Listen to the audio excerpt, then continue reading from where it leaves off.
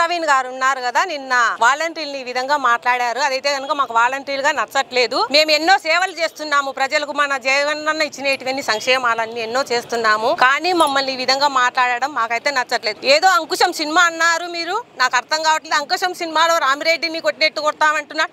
రంగస్థలం చూసావా? రంగస్థలంలో జగపతి బాబు ఎలా దాంకున్నాడు, అలా కొడతా, నిన్ను కిక్కను కొట్టట్టు కొడతా. ఏ కుక్కతో పోల్చకూడదు రే, నీకు బాగుండదు. కుక్కకు విశ్వాసం ఉంటుంది, నీకు అది కూడా లేదు రే. చెప్పు తీసుకొని కొడితే నా చెప్పు తెగిపోతుందేమో అని ఆలోచన చేస్తానా? నీకు నా చెప్పు తగలడం కూడా ఇష్టం లేదు. నోరు అదుపులో పెట్టుకో, ఖబర్దార్. మేము వాలంటరీగా ఉండి స్త్రీలమయ్యి సంక్షేమ పథకాలు ప్రజలకు అందేయడమే మేము చేసిన తప్ప. నిన్ను అడుగుతున్నా ప్రవీణ్, నేను అదే విషయాన్ని అడుగుతున్నా. ఏం తప్పు చేశామని నువ్వు మమ్మల్ని వీధులమ్మడి కొడతానంటున్నావు? అదే డాక్రా మహిళల గురించి కూడా అంటున్నావు. నీ భార్య కూడా డాక్రా మహిళనే, అది తెలుసుకో. మేము ప్రజలకు ప్రతి సంక్షేమాలు అందిస్తున్నాం. ఇంట్లో ఒక పెద్ద కూతురి మాదిరి, మనవరాలు మాదిరి, మనవని మాదిరి. నువ్వేమన్నా అలా చేశావా ప్రజలకు? నువ్వు ఏ విధంగా మమ్మల్ని అంటున్నావు వీధులమ్మడి కొడతానంటున్నావు? నిన్ను కొట్టలేమనుకుంటున్నావా? మేము 2024 వస్తే నిన్ను కూడా కొడతాం, వీధులమ్మడి ఈడ్చి కొడతాం. తెలుసుకోని మాట్లాడు. మేము వాలంటీర్లుగా ఉండడము నీకు నచ్చలేదా? మేము వాలంటీర్లుగా ఏం తప్పు చేశామని నువ్వు ఈ విధంగా మాట్లాడుతున్నావు?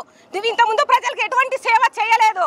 మేము ప్రజలకు సేవ చేస్తుంటే ఓర్చలేని తనంతో నువ్వు ఈ విధంగా మాట్లాడుతున్నావు. అంతకు తప్ప నువ్వేం చేయలేవు. నువ్వు చేతగాని వాడివి. నిన్ను చెప్పుతో కొట్టాలనిపిస్తుంది నా కుక్క. నిన్ను చెప్పుతో కొట్టి కొట్టి మాట్లాడాలనిపిస్తుంది. నేను ఆడపిల్లల మీద విలువ లేదా? ఆడపిల్లలంటే నీకు విలువ లేదా? నిన్ను కనింది కూడా ఒక ఆడదాన్ని, తెలుసుకోరా. నీతో సంసారం చేసేది కూడా ఒక ఆడదే. ఆడదాని విలువ తెలియని నా కొడుకు నువ్వేందిరా మాట్లాడేది? అసలుకు నీ గురించి ఏం తెలుసని మాట్లాడుతున్నావు? నిన్న పొద్దు మీ అమ్మ అదే విధంగా అనుకోలేదే కనాలని. కనింది కాబట్టి నువ్వు మోగానిగా ఈ పొద్దు మాట్లాడుతున్నావా? నువ్వు మాట్లాడాకో, నోరు మూసుకో. నువ్వు ఈ పొద్దు ఇన్ఛార్జ్గా వచ్చినందువల్ల నీకు పెరిగిపోయిందా కొవ్వు మతము?